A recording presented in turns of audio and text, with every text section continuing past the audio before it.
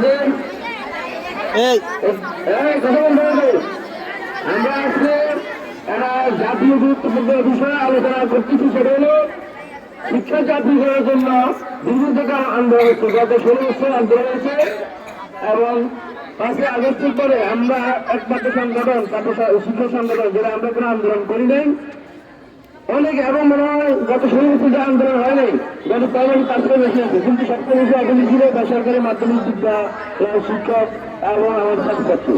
কেননা আমরা একই পাঠ্যপুস্তক করে তোমরা বেতন দাও 200 টাকা 250 টাকা, আর আমাদের বলতেছি আপনার তোমরা বেতন দিচ্ছ 200 থেকে 250 টাকা, ঠিক আছে, এবং বিভিন্ন ফি দিতে হয় যেহেতু ওটা বেসরকারি বিদ্যালয়, এবং তোমরা আমরা সবাই গ্রাম অঞ্চলে এবং গত দরিদ্র ছেলে মেয়েদের সন্ধান এখানে, অথচ বিদ্যালয় কেন্দ্রিক একমাত্র শিক্ষা প্রতিষ্ঠান জাতীয়করণ করে আগ্রসভ্য তৈরি করা হয়েছে।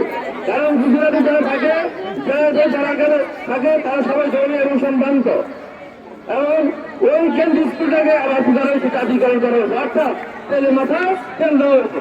বঞ্চিত নির্মূল যারা আমরা গ্রামের মধ্যে তোমাদেরকে শিক্ষা দিচ্ছি, তোমরা যারা বঞ্চিত আমরা যারা বঞ্চিত, আমাদের উপর গুরুত্ব দেওয়া হয় না, আমাদের দাবি দেওয়া, এবং তোমরা শিক্ষা জাতীয়করণের যে সুবিধাটা এটা তোমরা অভিভাবকরা এবং আমাদের ছাত্রদের পেত। কারণ তোমরা সহজেই বেতন 15 টাকা দিয়া 20 টাকা দিয়ে পক্ষ রাখতা, 15 থেকে 20 টাকা, এখন বেতন দিচ্ছ কয়েক গুণ। কারণ যেহেতু আমাদের স্কুলে কোনো সরকারি সুবিধা থেকে নাই, সেই কারণে তোমাদের এমন সরকারি স্কুলে একটা ছেলেদের তার একটা মনের একটা আনন্দ থাকে।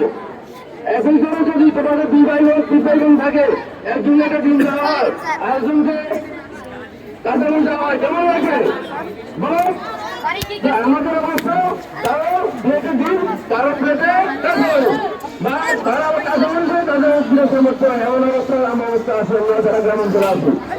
এই কারণে সারাদিন এবং আমাদের বুঝেও তোমাদের এই সুবিধার জন্য তোমাদের আর্থিক এবং লেখাপড়াকে এখন যারা আনার জন্য, এখন দেশে এখন প্রতিষ্ঠা আনার জন্য, শিক্ষা জাতীয় করার জন্য আন্দোলন চলমান আছে। সেই আন্দোলন করতে আমাদের আমাদের স্বীকৃতি করেছে। আমরা সেই চিঠিগুলোকে এবং তোমাদের স্বার্থকে অক্ষুণ্ণ রেখে তোমরা যেন একটা সরকারি বিদ্যালয় করতে পারো, সেই বাস্তবায়নের তারিখে আমরা সেই আন্দোলনে আন্দোলন বলতে আমরা ধর্মকে রাজপথ আমরা স্কুলে আসবো, কোন কার্যক্রমে অংশগ্রহণ করবো না। জন্মতে আজকে আমরা এসেছি আমাদের যথারীতি স্কুলে আমরা আসবো, তবে আমরা যে পর্যন্ত আমাদের শিক্ষা কার্যকরী না হবে, যে পর্যন্ত আমাদের অবস্থানে পরিবর্তন করা না হবে, তাদের পক্ষ থেকে কোনো আশ্রয় দেওয়া না সংগ্রাম থাকবে। তোমরা এইভাবে বুঝিয়ে বলবে যেটা কোনো শিক্ষকদের এত স্বার্থ হয়, যেটা আমাদের দিকে একটা সরকারি স্কুল আছে তাই বললাম, সেখানে একটা সরকারি ঠিক না, আরো অনেক যদি আমাদের স্কুল আবার বেসরকারি মাধ্যমিক বিদ্যালয়ের মধ্যে সবচেয়ে কম, এমন আমাদের পার্শ্ববর্তী স্কুল নাই, 500 টাকা দিয়ে ফিস চাই, তো সরকারি স্কুলের নাই। আমরা বৈষম্য দূর করার জন্য আজকে আন্দোলন এবং এই তোমাদের স্বাস্থ্য সংরক্ষণ করার জন্য তোমরা এটা শুরু করে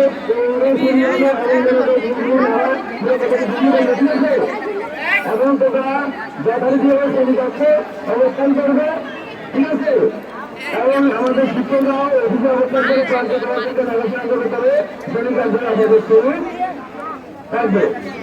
আর আমি কথা জিজ্ঞাসা দেখবে না, তোমরা এরপরে আমাদের সবাই ভালো থাকবে, আগামীদের যখন স্কুলে আসবে আর তারপরে যে আমরা অবস্থান আমরা কিন্তু আইন আইন দলে আছি, স্কুলে আসবো তোমাদের কার্যক্রমে অংশগ্রহণ করবো না, ঠিক আছে?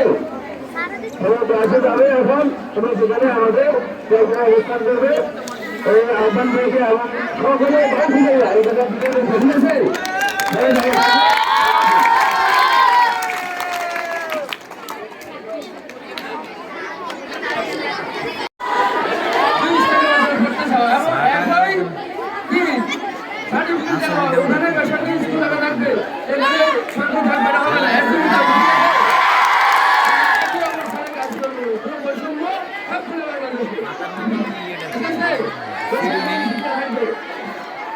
টান দিয়েন না